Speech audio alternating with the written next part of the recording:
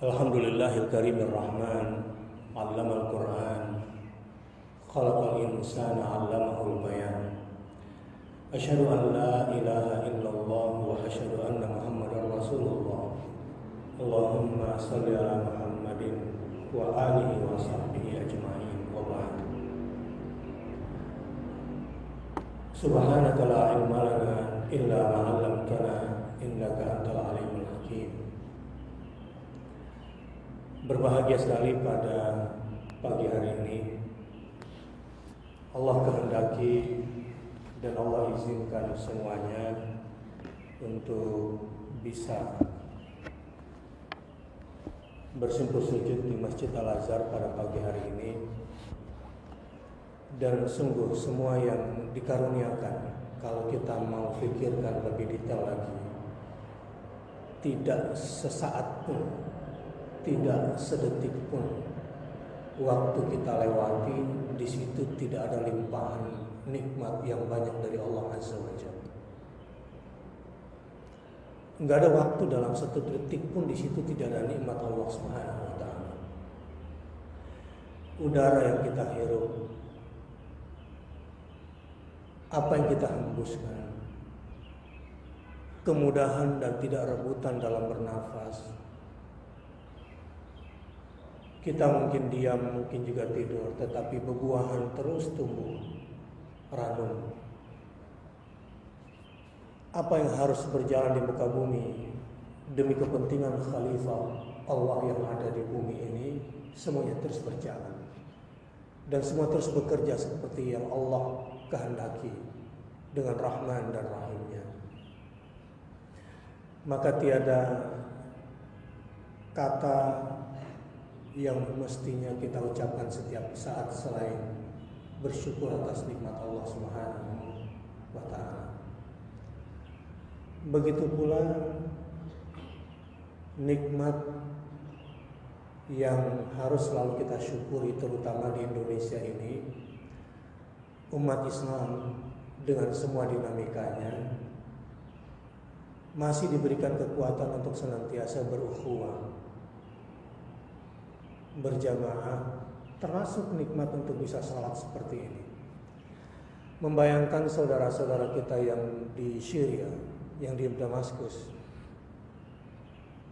atau ya Syria dan sekitarnya. Kalau kita pernah ke sana, masyarakatnya yang santun dulunya itu, yang sangat care, terutama mahasiswa Indonesia yang juga saya rasakan ketika berada di sana, harus lulu lantak seperti sekarang. Di antara mereka ada yang setiap hari pekerjaannya memandikan jenazah, setiap hari. Bukan 10-20. Seseorang yang setiap hari berbuat baik karena mengurus mayat di sana yang bergelimpangan juga tidak mudah. Sampai satu hari lelaki ini lupa bahwa keluarganya juga butuh makan, sementara tidak mudah di sana untuk mencari tempat berbelanja. Keluar dari rumah, laki-laki ini kemudian dibunuh oleh sniper rezim Bashar Assad. Syahid yaghsilu syahidan. Keluar rumah mencari roti untuk keluarganya, ternyata ditembak sniper, dan orang yang terbiasa memandikan jenazah para syuhada ini juga akhirnya gugur sebagai syahid dalam rangka mencari nafkah buat keluarganya. Membayangkan kondisi Indonesia dan Islam yang ada di Indonesia ini, rasanya kita kufur nikmat dengan semua potensi besar yang telah Allah anugerahkan kepada kita. Saya berbicara seperti ini di mukaddimah karena tema yang disodorkan kepada saya adalah bagaimana mengoptimalkan potensi-potensi umat untuk membangun di Indonesia ini atau membangun Indonesia ini. Jamaah rahimakumullah. Saya baru pulang dari Turki beberapa minggu yang lalu dan harus conference lagi di Doha untuk yang lebih spesifik tentang bulan Juli yang akan datang, tetapi saat ini masih berlangsung. Saya sudah berakhir 13, 14, 15 kembali bulan Juni ini konferensi ulama Sunni di Kairo di Mesir.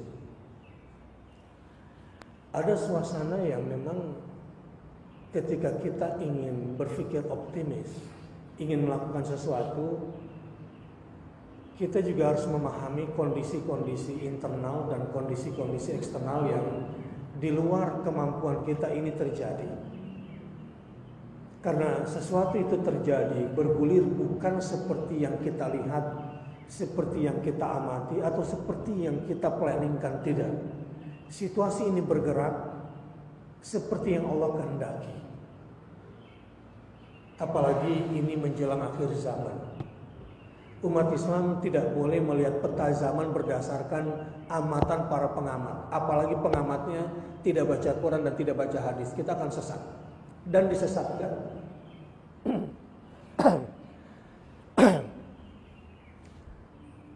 Hasil terakhir konferensi ulama sunnah terutama di Mesir ini memang sangat politis.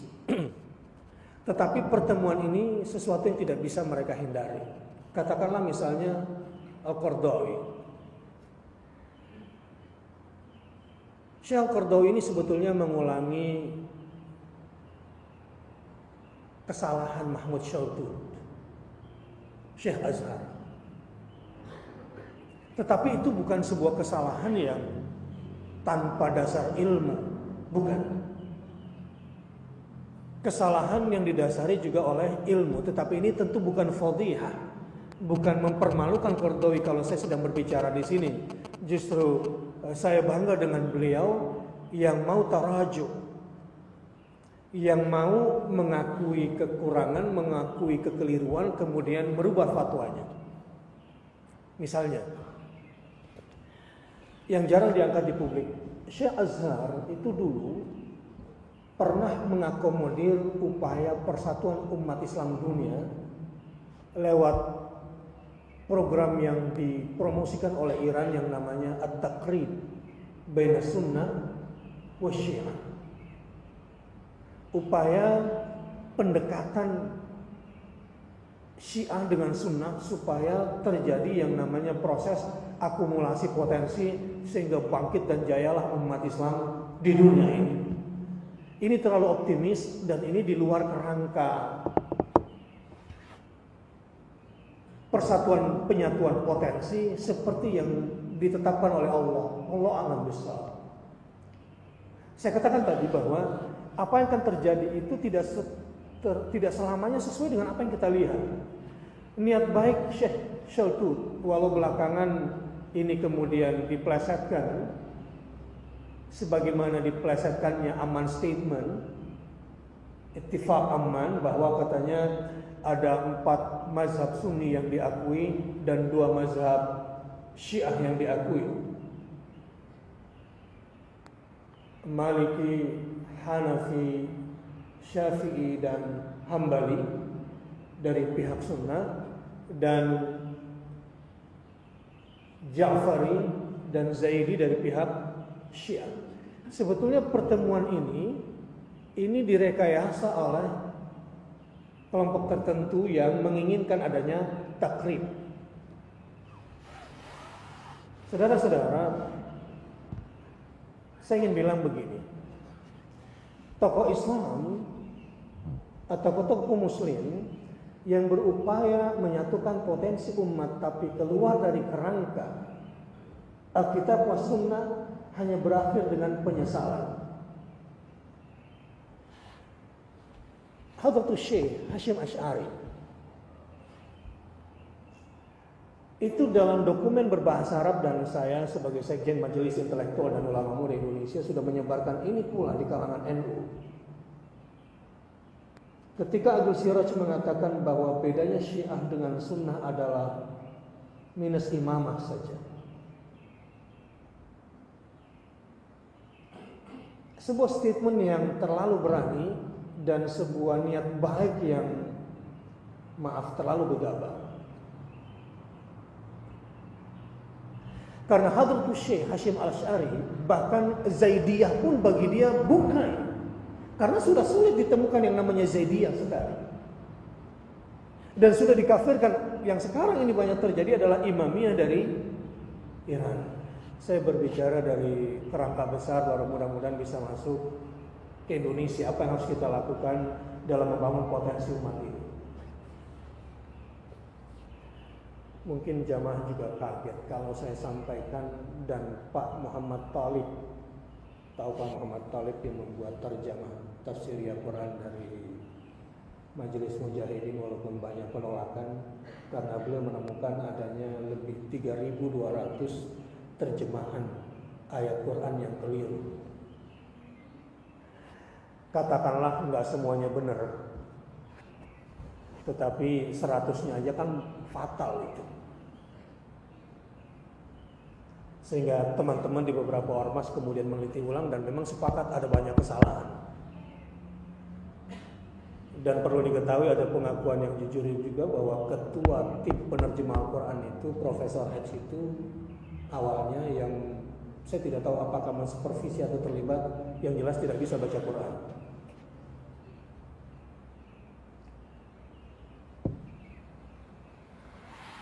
Saya membicarakan ini mulai dari yang pangkal. Kalau kita yang menyatukan potensi umat, jangan pakai ilmu kira-kira. Masalah Syiah ini masalah 1000 tahun yang lalu.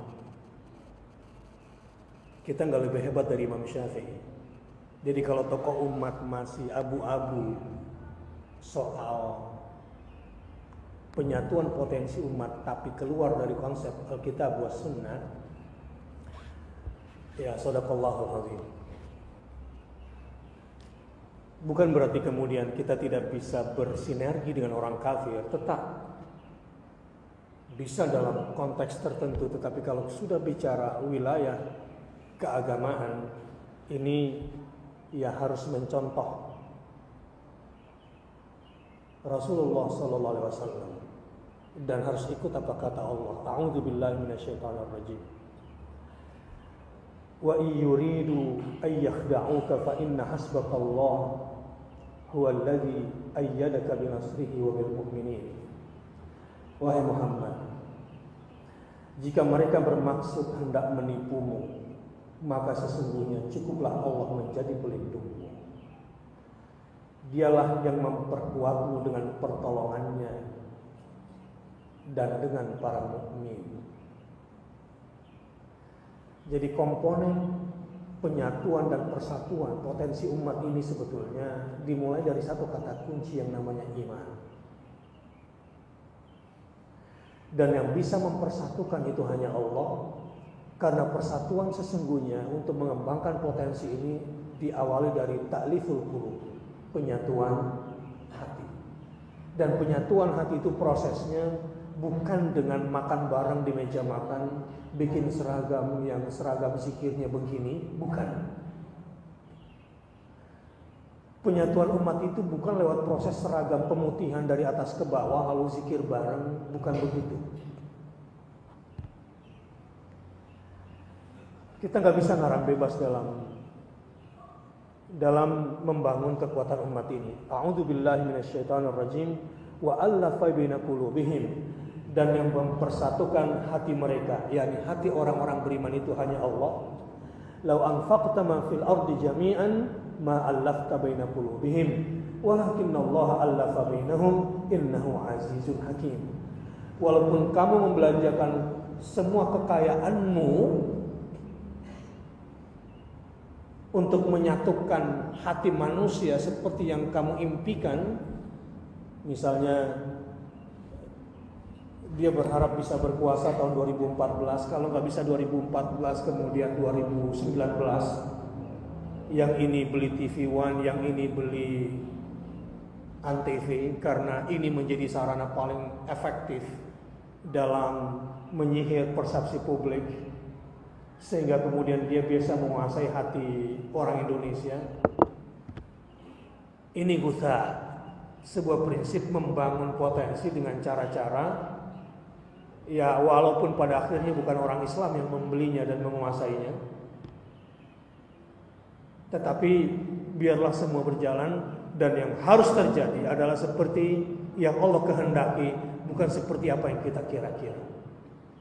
Jadi yang ingin saya katakan di permulaan ini, bahwa penyatuan potensi umat untuk membangun Indonesia ini harus dimulai dengan penyatuan hati, dan kesatuan hati itu hanya bisa terhubung dengan iman.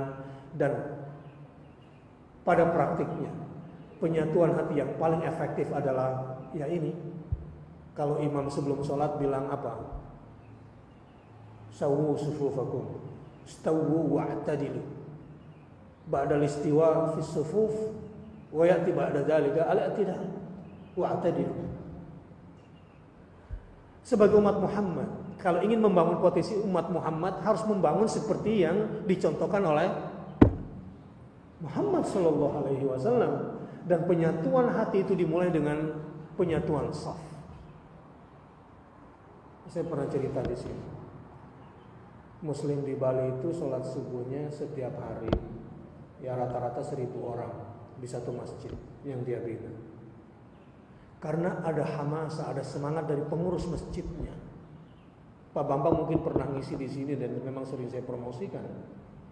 Awalnya tidak dikenal itu, ketika saya bolak-balik sudah 3 tahun setiap bulan ke Denpasar. Saya sebetulnya datang ke sana, saya bocorin, saya marah.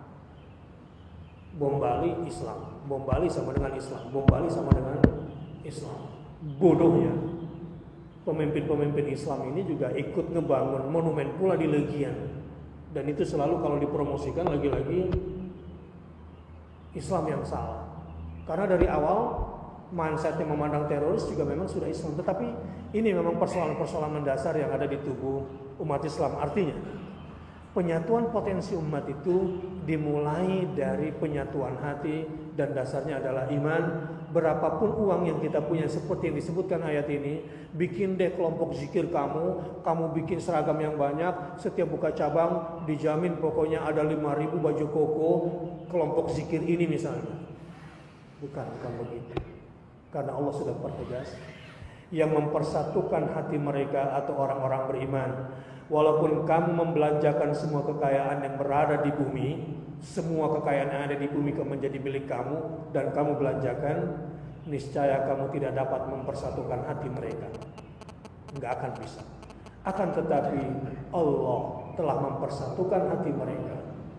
Allah telah pernah mempersatukan hati orang-orang yang beriman. Saudara-saudara, saya ingin mengajak jangan terlalu bias. Sebetulnya secara tegas saya ingin katakan jangan terlalu optimis di luar konsep ingin menyatukan umat ini dengan cara-cara bukan dari ta'liful qulub, penyatuan hati. Tadi saya ingin katakan bahwa mungkin kaget kalau saya pakai sebut nama, karena Pak M. Talib yang bersumpah di depan saya dan mengatakan tahun 97 ada 5 orang Indonesia yang berbaiat di hadapan Khomeini. Dan beliau bersumpah di depan saya ketika Majelis Pimpinan Majelis Mujahidin kunjungi kami di kantor Majelis Intelektual dan Ulama Muda Indonesia. Kita ingin bersinergi dan menyatukan potensi-potensi umat mulai dari hal yang mendasar.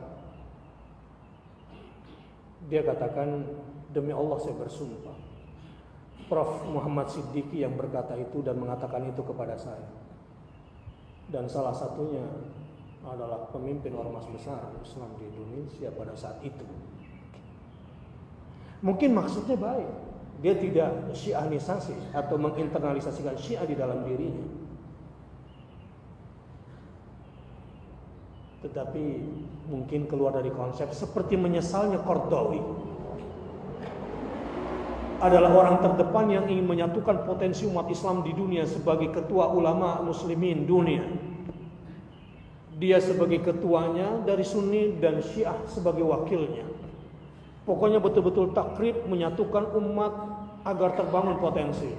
Sekarang dia merasa dikibuli dan sekarang ada yang mengagetkan dari perkataannya. Sekarang saya jujur mengakui bahwa selama ini saya salah menilai Salafi dan Wahabi. Selama ini saya keliru dan ternyata mufti-mufti Salafi dan Wahabi lebih tahu dibanding saya tentang apa itu Iran dan apa itu Syiah. Ini mungkin orang Indonesia agak kaget sih menerimanya gitu. Kayaknya nggak bisa menerima karena ya apalagi di masjid yang enak, tenang, nggak ada suara-suara desingan peluru dan bom.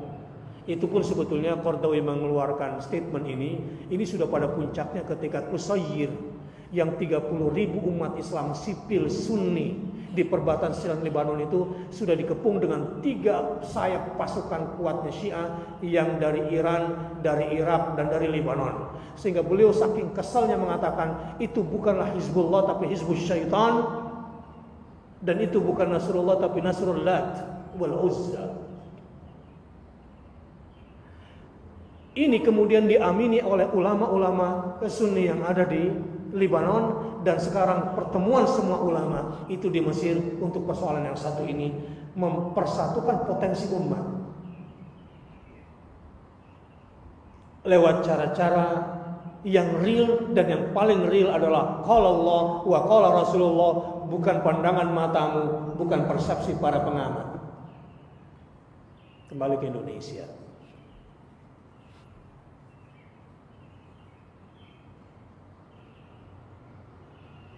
Di Indonesia masih abu-abu.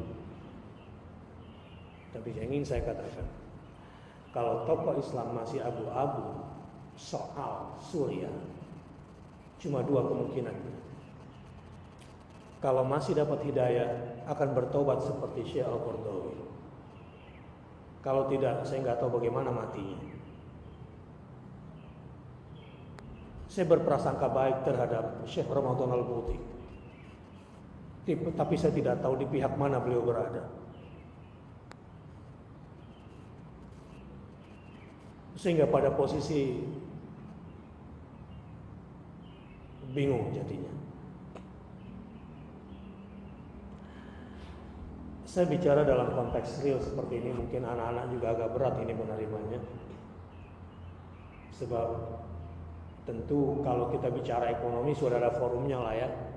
Di OKI itu ketemu nanti forum politik.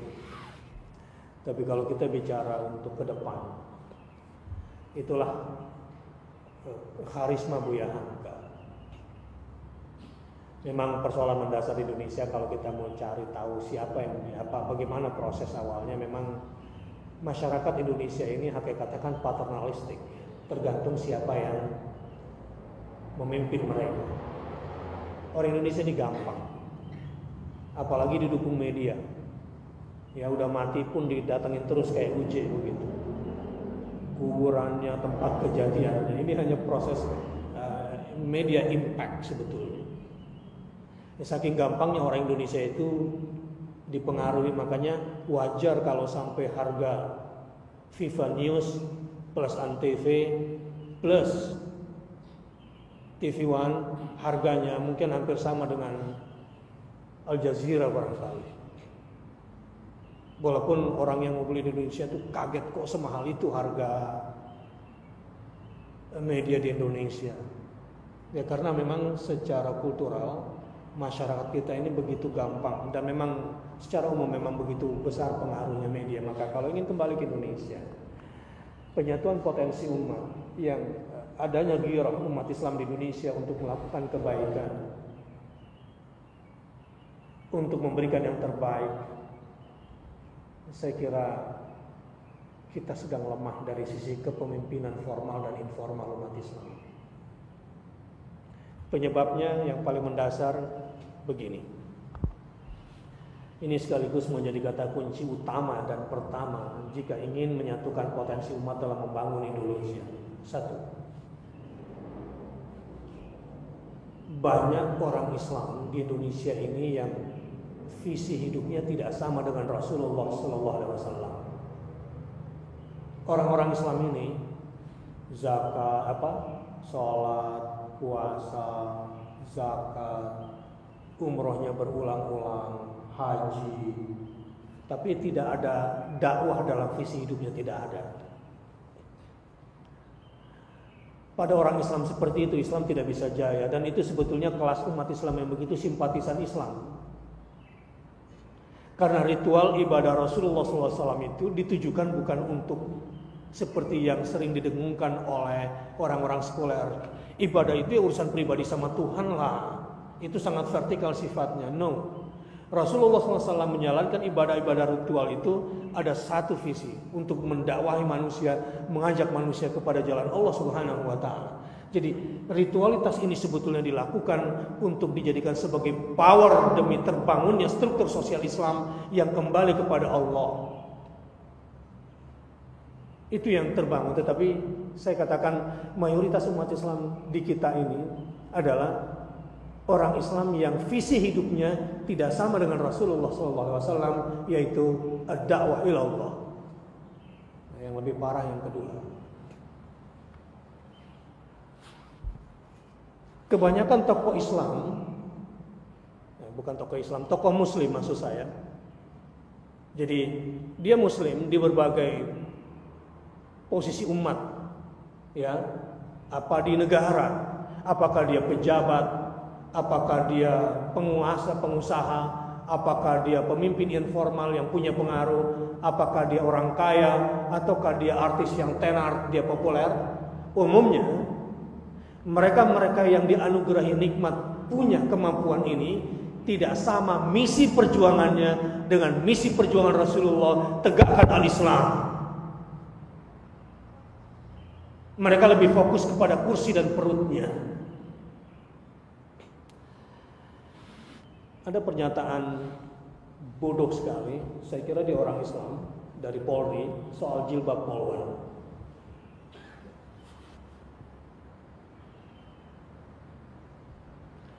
Tidak ada larangan di Polri dalam menggunakan jilbab.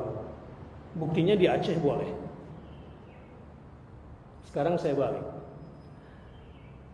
Kenapa nasib dan karir polwan yang pakai jilbab itu kemudian susah dan diancam akan diacehkan?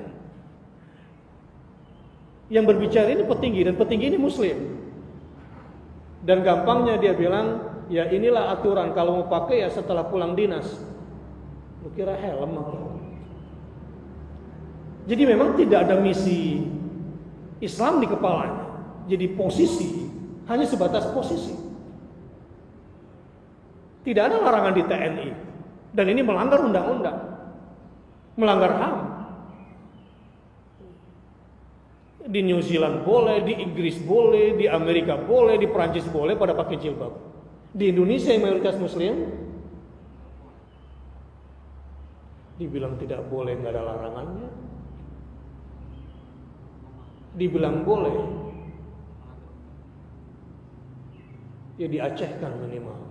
Padahal ketika dia mengatakan diacehkan, harusnya mikir bahwa kalau di Aceh mereka nggak ribet sama jilbab, kenapa di Jakarta bermasalah? Di Aceh tidak ada persoalan dengan jilbab, mereka bisa tetap menjalankan tugas dan netralitas terjaga. Kenapa di Jakarta kemudian susah? Ini kan soal logika. Ada dakwah nggak di kepalanya?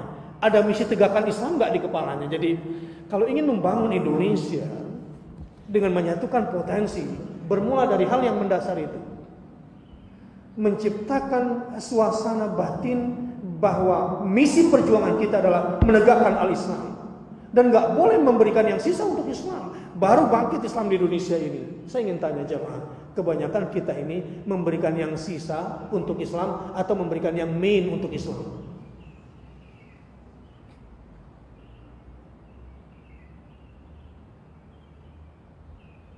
Jawaban yang mana kira-kira? Kita memberikan yang sisa untuk Islam atau memberikan yang main untuk Islam? Main itu berarti main menu gitu ya, yang utama untuk Islam. Kebanyakan gimana? Yang sisa. Ya Islam dipakai kalau kemudian menguntungkan. Tidak akan datang pertolongan Allah kepada mayoritas tokoh Muslim kalau belum dirubah misi perjuangannya. Tidak akan bangkit kekuatan umat dan dipersatukan sebelum visi hidup umatnya diajak untuk dakwah. Jadi perdebatan di kiri kanan biasanya karena memang Ada dakwah nggak di kepalanya orang P3? Ada dakwah nggak di kepalanya orang PKS? Ada dakwah nggak di kepalanya orang PKB? Ada dakwah nggak di kepala mereka? Ada nggak misi tegakkan Islam? Islam yang betul-betul menjadi misi utama di tengah gonjang-ganjing dan disudutkannya makna Islam. Saudara-saudara, supaya telak ini ya, supaya nggak berkutat di tempurung ini ulama Islam dunia ini sekarang ini sedang berkumpul. Karena ada suasana yang memang di luar amatan kita. Suasana ini terjadi di luar kendali kita. Semua terjadi atas kehendak Allah Subhanahu wa taala. Orang mengira pasca luluh lantaknya Irak itu adalah Iran. Never. Enggak akan terjadi. Pasca hancurnya Irak, kalau kita membaca As-Sunnah ya Syam. Kalau kita lihat ingin menguasai Baitul Maqdis dunia ini, ya mulainya memang dari Suriah. Salahuddin Al-Ayyubi mulainya dari Suriah. Umar bin Khattab lewat antara Jordan dan Suriah. Masuknya lewat situ. Israel tahu dan punya pengalaman buruk tentang Suriah ini, maka dia berjuang agar rezim yang sudah kerjasama 50 tahun dengan dia tetap eksis, dan rezim yang sekarang inilah yang memberikan dataran tinggi Golan yang merupakan titik pertemuan antara semua Syam Sagir itu. Jordania, Lebanon, dan Syria. Kalau kita berada di dataran tinggi Golan itu. Nah, ini pergolakan-pergolakan di dunia Islam yang kita harus paham. Dan saya ingin akhiri sebelum diskusi.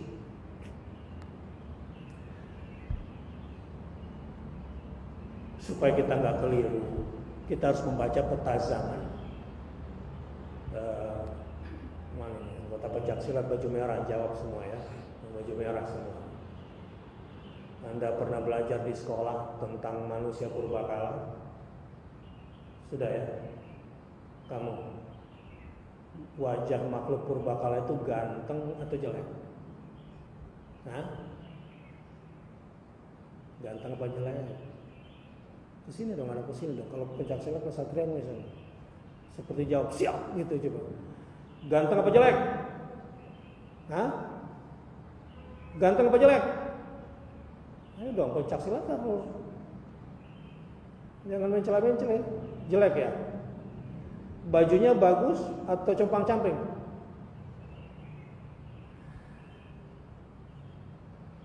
Adam memang bukan makhluk pertama, tapi dia adalah manusia pertama. Persepsi bahwa manusia purbakala itu kayak monyet begitu kan sebetulnya kalau kita ambil teori Darwin ini kan penyesatan ilmiah, tapi di sekolah-sekolah itu isi kepalanya. Ketika Rasulullah Mi'raj, dalam satu riwayat yang jarang diangkat, di langit berjumpa dengan Yusuf alaihissalam. Ketampanan Yusuf itu semakin tampan ketika ada tabir di depannya. Dan ketika Rasulullah bertanya tentang ini, maka dijawab, inilah sebetulnya tabir ketampanan Adam yang 50%-nya diberikan kepada Yusuf alaihissalam. Jadi kira-kira ganteng gak itu Adam? Yusuf itu bisa ganteng karena barakah dari Adam alaihissalam, sebagaimana Adam berikan 40 tahun usianya kepada Daud alaihissalam dalam riwayat yang sahih. Kok bisa-bisanya kita bilang manusia purbakala itu jelek? Makanya saya sangat mengagumi tafsir Al-Azhar itu sebetulnya. Tapi sayang di Indonesia ini tidak ada yang merawat itu secara baik. Sungguh saya orang yang sangat menyesali itu. Saya pernah bilang di sini. Cuma kalau saya ingin jalan sendirian kegeeran gitu. Takutnya ingin ambil pencitraan misalnya. Enggak, kalau memang tulus ya kita jalan aja. Tapi demi Allah saya bersumpah, kalau Al-Quranul Karim melestarikan bahasa Arab, maka tafsir Al-Azhar melestarikan bahasa Indonesia yang sesungguhnya.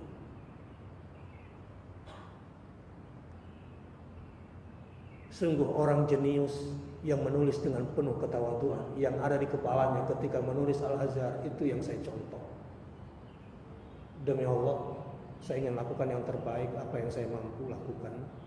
Sekarang baru berdiri Lembaga Tadabbur Quran Indonesia yang saya ditunjuk sebagai ketuanya setelah datang ke Indonesia Profesor Dr. Nasir Al-Unar sebagai Ketua Lembaga Tadabbur Quran Dunia, sebuah prinsip awal bahwa beginilah cara menyatukan potensi umat dengan Al-Quran dan As-Sunnah lewat memperbaiki pendekatan umat kepada Al-Quran dan menjadikan Al-Quran sebagai sumber rujukan mulai dari ilmu itu.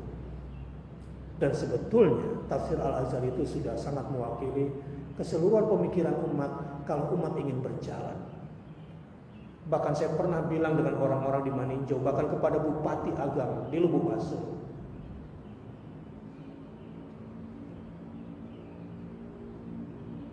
nggak usah sulit-sulit bikin aja penginapan cottage dari bambu itu di Danau Maninjau. Cari anak-anak Lubuk Baso, saya siap melatihnya. Cuma membaca tafsir Al-Azhar untuk orang-orang yang datang ke sana, insya Allah ramai. Nggak usah mikir bagaimana bikin jet ski untuk di Danau Maninjau, bikin kereta listrik begitu untuk mendatangkan uang.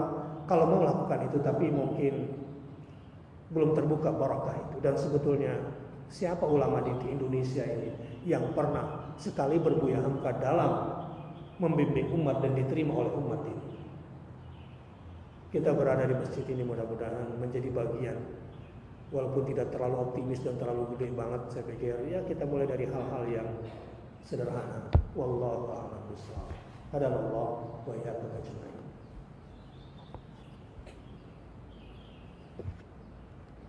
Terima kasih Ustaz. Waalaikumsalam warahmatullahi wabarakatuh.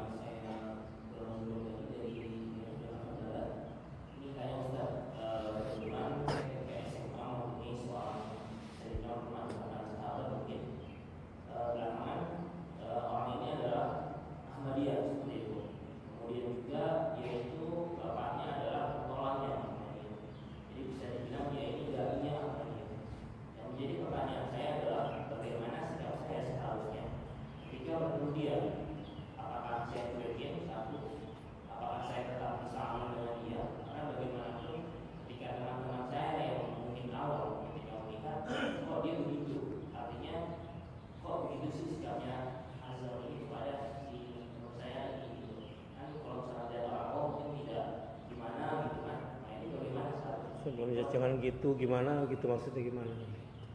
Sikapnya bagaimana? Sikapnya saya cuekin aja. Terus saya enggak, dianya itu sikapnya bagaimana?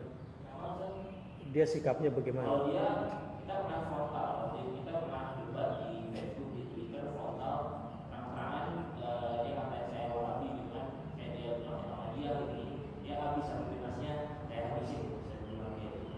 Iya. Masalahnya, cuma kalau misalnya kita ketemuan gitu, karena bagaimanapun dia teman sekelas saya waktu di SMA dan tiap tahun kita kan rutin buka puasa bersama gitu. Baik. Oke, saya berarti mulai bahas dari bawah aja ke atas. Wajadilhum billati hiya ahsan.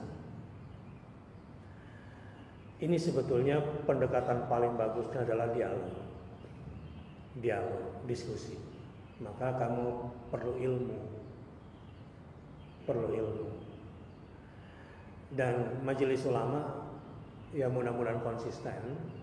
Kalaupun saya bikin majelis intelektual dan ulama muda bersama teman-teman dan lagi buka cabang di seluruh Indonesia, tentu dengan kocek pas-pasan gitu ya, ingin mengambil semangatnya majelis ulama didirikan oleh Buya Hamka juga tentunya.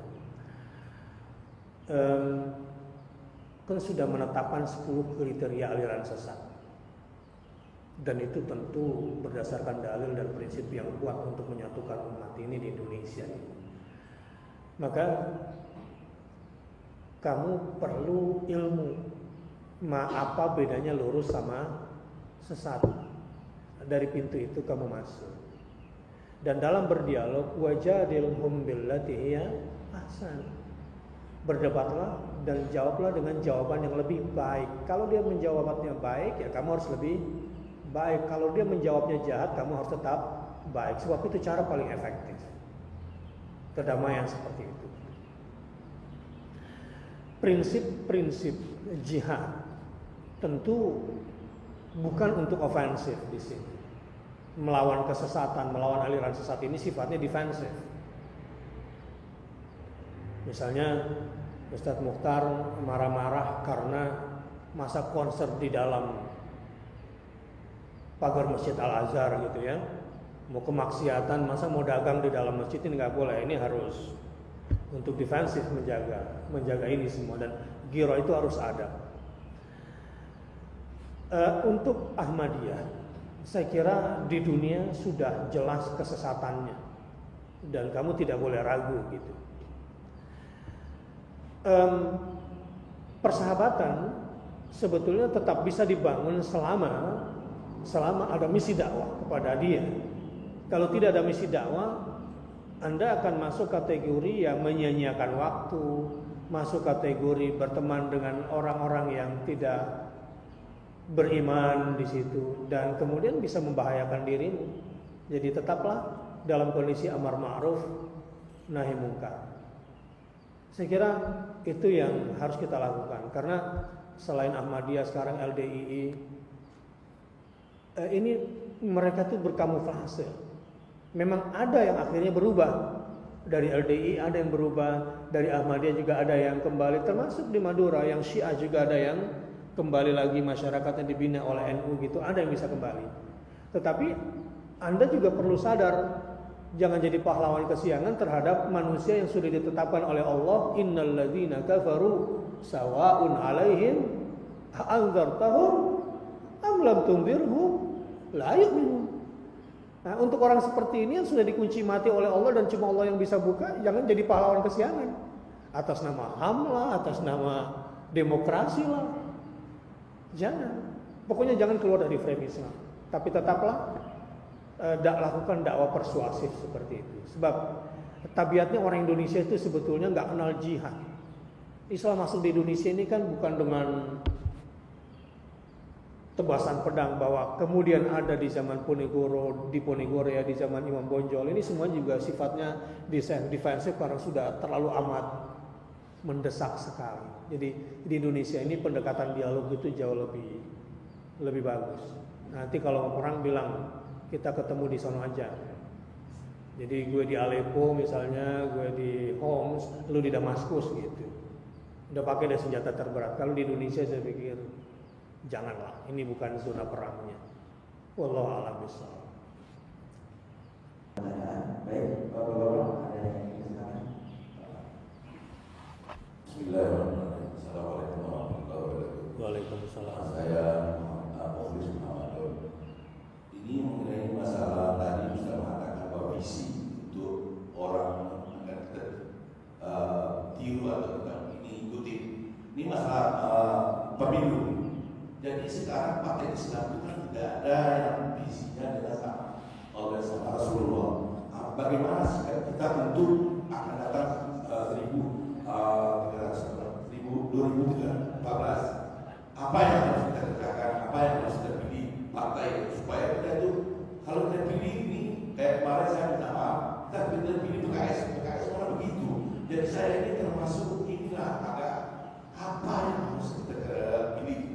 Assalamualaikum warahmatullahi wabarakatuh. Waalaikumsalam warahmatullahi wabarakatuh. Saya bangun optimisme dulu lah, bahwa memang Islam di Indonesia ini sedang bergairah, sedang tumbuh kembangnya. Tapi ada juga yang berkepentingan merusak Islam, pencitraannya supaya orang Islam meninggalkan Islam. Jadi tetaplah Bapak, masih banyak yang lebih bagus di PKS. Memang ada fatonah memang. Tapi semua partai ada fatonahnya. Nggak ada partai yang nggak ada fatonahnya. Cuma apa saja itu satu fatonah ini?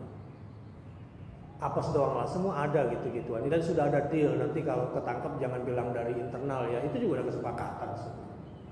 Nah, jadi Bapak nggak usah terlalu kecewa dengan semua sinetron yang ada di sekitar kita ini. Ya jangan ikut nangis lah nonton sinetron, habisin umur. Air mata itu pantas untuk berdoa gitu. Ini bapak-bapak, masa pemimpin Indonesia nonton film nangis gitu. Tahajud berdoa kepada Allah, mendoakan umat nggak pernah nangis, kan repot yang kayak gitu. Rasulullah SAW kalau jadi pemimpin itu pernah satu kali itu sholatnya dari pertengahan malam sampai menjelang subuh, cuma satu ayat yang dibaca berulang-ulang sambil menangis.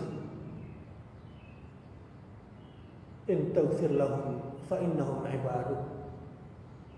In tu'adzibhum fa innahum ibaduk. wa in taghfir lahum fa innaka antal azizul hakim. Jika engkau hendak mengazab, menyiksa mereka, mereka cuma hamba. Jika engkau hendak mengampunkan mereka, sesungguhnya engkaulah al-azizul hakim. Padahal ini doanya Nabi Isa alaihissalam untuk umatnya. Rasulullah hampir menjelang subuh baca itu waktu berdiri, itu yang dibaca waktu ruku, itu yang dibaca waktu sujud. Ruku mengagungkan Allah dengan zikir itu, sujud berdoa kepada Allah dengan doa seperti itu, berdiri itu menjadi ayat. Jadi tidak bertentangan dengan salatnya secara fikih barangkali gitu. Ya Rasulullah tentu teladan kita dalam beribadah. Optimisme tetap terbangun. Karena ada yang berkepentingan menggunakan pisau fatona untuk menggorok semua Islam itu. Oke. 2014. Ya, sebetulnya nggak ada yang istimewa. 2014 itu hanya mengulangi calon pemimpin yang tidak legitimate. Aturan internasionalnya, pemimpin yang dipilih dan 20% itu golput, itu nggak legitimate.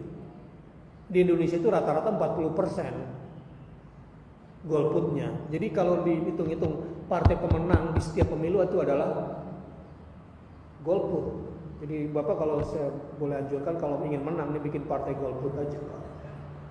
Itu udah jelas konstituennya, selalu menang. Kemarin di Jawa Tengah ini terakhir pemilihan calon gubernurnya, itu 70% nelayan mendingan ke laut gitu. Sebetulnya dia mau bilang, lu ke laut aja deh, gue di darat gitu. Jadi sebagian besar pemimpin di Indonesia sebetulnya ini secara politis itu tidak legitimate. Jadi enggak usah memusingkan yang memang sudah salah dari awalnya, sekarang begini saja. Mari kita nyalakan lentera ketimbang menghabiskan waktu mendamprat kegelapan, capek. Sekarang ini kita selalu diperlihatkan pada kegelapan-kegelapan Islam, akhirnya kita putus asa dan ngamuk-ngamuk aja kerjaannya. Enggak usah dikerjain begitu. Mari nyalakan lentera Islam di Indonesia ini. Ya ngomong aja Islam. Lalu lakukan, ini loh Islam yang baik yang bisa kita lakukan. Rahmatan lil alamin itu mulainya jadi jangan syirik. Ya, rahmatan lil alamin itu jangan coba-coba melanggar sunnah Rasul. Contohnya, Rasulullah SAW bersabda yang pegalannya di depannya begini. Andai sekarang Musa datang, lawatakum Musa, wattaba'tum Musa, dan sekarang kamu ikut Musa, wataraktumuni la dhalaltum. Ini tokoh lintas agama ini sering lebay. Ya, seandainya sekarang Musa hidup, kalau para Madinah kan ya seperti pemimpinnya mengawinkan anaknya dengan orang Yahudi karena sama-sama Abrahamik gitu kan. Ini mundur sebetulnya. Enggak begitu cara memahami Abrahamik gitu. Bahkan lebih tegas lagi Rasulullah SAW menjelaskan, seandainya sekarang Musa hidup dan kalian mengikuti Musa, lalu kalian meninggalkan aku, la dhalaltum. Kamu tuh sesat. Itulah kenapa seandainya pun nanti di akhir zaman Isa itu turun, nggak boleh jadi imam. Imam tetap Imam Mahdi, yang namanya sama dengan nama Rasulullah, untuk membuktikan bahwa Isa datang tidak membawa syariat baru. Jadi umat Islam tetaplah konsisten dengan syariat agamanya saja, jalani saja. Ya terhadap tuduhan kiri kanan pura-pura bego aja lah.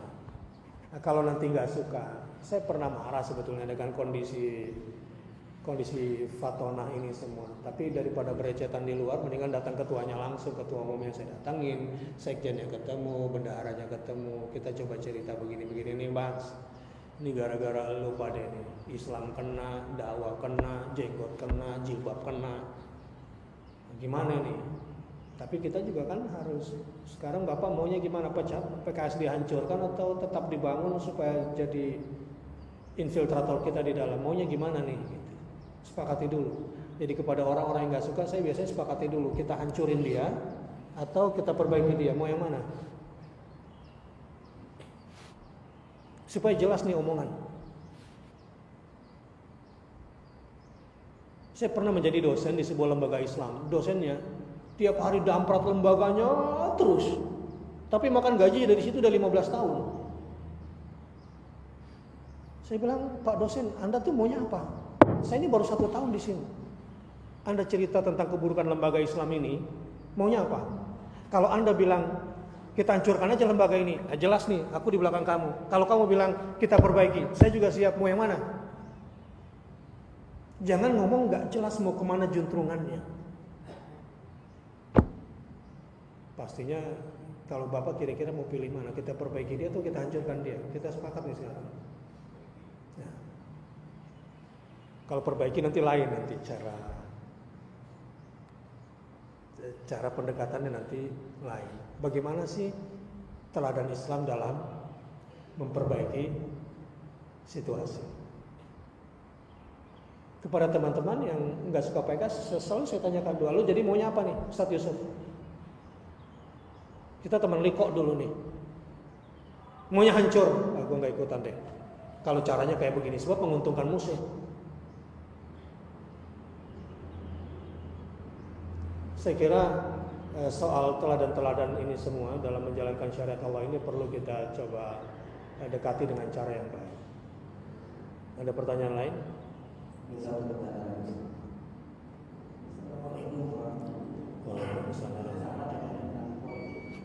yang saya herankan tokoh-tokoh MUI atau yang lain, kok kenapa partai-partai kita ini bercerai dari Islam?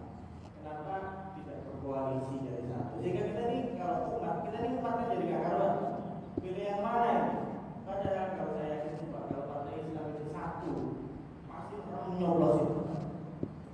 Padahal saya lihat partai-partai ini Islam, ya, tujuannya mungkin sama, semua lebih dekat lah daripada berkoalisi dengan partai yang jauh. Iya, jawabannya satu, karena partai itu bukan sarana untuk mempersatukan. Mimpi mengharapkan Islam bersatu lewat partai, mimpi besar.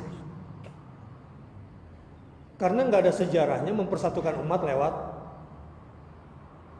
partai. Tetapi begini saja, berpikir optimis. Jadi saya menjawab logika Bapak. Demi Allah kepada ketua partai juga tolong sampaikan mimpi menyatukan umat lewat partai. Nggak akan deh. Dan kalau Anda tanya sama ketuanya langsung, pasti jawabannya juga politis dan diplomatis. Udah jelas visinya beda. Dari awal visinya nggak ketemu, bukan untuk Islam sesungguhnya. Masing-masing punya kepentingan dan ada wilayah yang sekarang Bapak misalnya ada di antara Anda yang mau jadi anggota dewan, minta dukungan Ustadz Bakhtiar Nasir supaya dia terpilih gitu dari partai mana dia berjuang buat Islam di DPR. Nih petanya begini. Anggota fraksi. Jadi Anda lulus nih jadi anggota dewan gitu kan, masuk anggota fraksi. Sebagai anggota fraksi itu tergantung apa ketua fraksi kan. Coba-coba berbeda dengan ketua fraksi. Bahasanya sederhana, di PAW kan gitu. Pergantian antar waktu. Itu kan bahasa halusnya pecat. Dan PAW itu katanya sesuatu yang biasa. Ya udah biasa gitu dalam dunia politik. Nah, yang namanya ketua fraksi tergantung apa kata ketua partainya.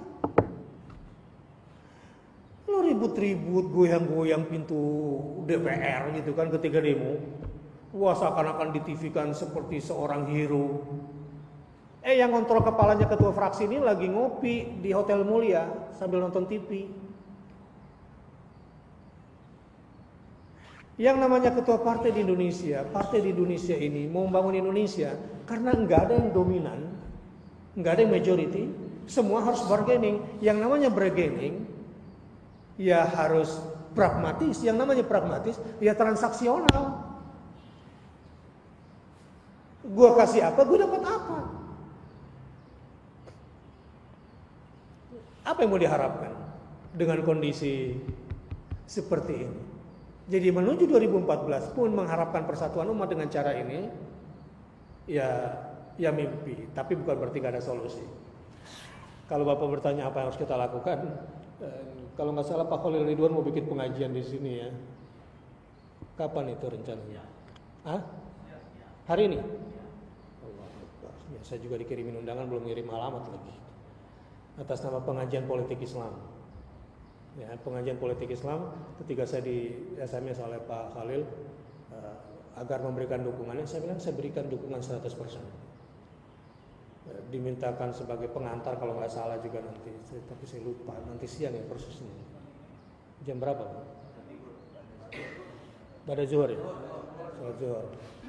Ya saya kira ini sebuah gerakan di mana kita umat Islam berusaha untuk melakukan pendekatan. Ini ada pengajian politik Islam, jadi nanti Bapak bisa semua datang Pak Hidayat, semua diundang lah tokoh-tokoh apa saya juga tidak tahu namanya itu. Ya selama itu tadi visi hidup dengan misi perjuangan nggak sama, jadi mimpi lagi. Nah, sekarang begini, ada sebuah kata yang indah di Al-Quran dalam rangka keluar dari kemelut dan kegelisahan seperti yang Bapak rasakan tadi. Tidak ada di ayat Al-Quran menganjurkan kita yajtami'u ba'duhum ala ba'd, enggak ada. Yang ada adalah yashuddu ba'duhum ala ba'd. Kata-kata yashuddu ini kalau kita tadabburi gitu ya, yashuddu itu kan saling menunjang satu sama lain. Ya yashuddu. Kalau diharapkan bersatu melebur menjadi satu, ini mungkin sulit. Jadi ada sebuah kata yang indah dengan semua keragaman, dengan semua kelompok, dengan semua kekuatan yang ada. Ini kita coba yashuddu ba'duhum ala ba'd. Jadi ketika Majelis Mujahidin datang berbicara tentang jihad, saya bilang kita di MIUMI tagline kita adalah membangun Indonesia yang lebih beradab. Adab bimakna al-hadharah. Ternyata kita ketemunya di mana? Semua harus dibangun dari ilmu. Dan ilmu itu adalah qala Allah wa qala Rasulullah. Dengan semua pencitraan yang orang tuduhkan kepada Majelis Mujahidin, tapi sulit untuk mencari lawannya Ustadz Muhammad Thalib dari sisi keilmuan. Susah mencari lawannya kalau ingin perdebatan dengan ilmu. Kelasnya walaupun tidak kuliah di luar negeri. Kita duduk bareng, saya bersama teman-teman menghadapi beliau. Dia begitu detail ilmunya dan penguasaannya dan logikanya karena muridnya Hasan Bandung. Mau tidak mau memang harus pakai ilmu semuanya. Nah insya Allah Pak, nanti siang mungkin Bapak bisa hadir, nah di situ bisa ditumpahkan mumpung lagi pada kumpul. Tapi yang kedua solusinya memang harus yashuddu ba'duhum ala ba'd. Kita harus berperan sesuai dengan kecenderungan kita masing-masing, spesialisasi kita masing-masing. Saya melihat teman-teman yang bergerak di politik, saya bilang positioning Anda di mata saya hanya sebagai infiltrator di sebuah sistem yang salah. Itu saya melihat politik muslim. Jadi lu gak usah kegeeran bahwa lu yang di dalam sistem lah, lu yang bisa merubah sistem. No way, itu mantra bagi saya. Jangan bacakan mantra di telinga saya bahwa bagaimana Ustaz kita bisa merubah sistem kalau nggak ada di dalam sistem. Wah musyrik lu, perkataan lu yang kayak begini. Allah yang bisa merubah sistem dan sistem Allah yang paling bisa merubah semuanya. Tapi kalau Anda sekarang berani masuk ke wilayah kotor itu, jaga dirimu baik-baik. Dan saya salut sama Anda karena sedikit yang lulus dan Anda adalah infiltrator di dalam. Apa infiltrator itu? Penyusup di sebuah sistem yang salah, dan Anda juga dibutuhkan di situ. Itulah karenanya Rasulullah SAW membiarkan kibarus sahabat tidak semuanya hijrah. Kalau semuanya hijrah, siapa yang pantau kondisi internal Mekah? Harus ada yang di komisi 1, harus ada yang di komisi 3, harus ada yang dapat komisi. Yang kalah berarti yang dapat komisi itu. Harus ada. Tetapi dengan semua resikonya kan? Dengan semua resikonya berada di dalam situ. Pertanyaan saya, dia punya visi nggak ketika berada di situ? Dia punya misi nggak ketika berada di dalam situ? Dia paham nggak dalam kondisi bagaimana dia berada? Jadi hidup adalah pilihan. Wallahu a'lam bishawab. Mudah-mudahan yang sedikit ini ada manfaatnya. Saya juga mohon maaf kalau ada khilaf dan salah. Ya sampai ketemu nanti siang. Dan mudah-mudahan Allah bimbing kita semua ke jalannya. Dan semoga Allah memberikan perlindungannya selalu kepada pemimpin umat ini. Dan mudah-mudahan Allah senantiasa melindungi Indonesia dengan rahmat-Nya. Amin ya rabbal alamin. Aqulu qouli hadza wa astaghfirullah wa lakum. Wassalamualaikum warahmatullahi wabarakatuh. Terima kasih.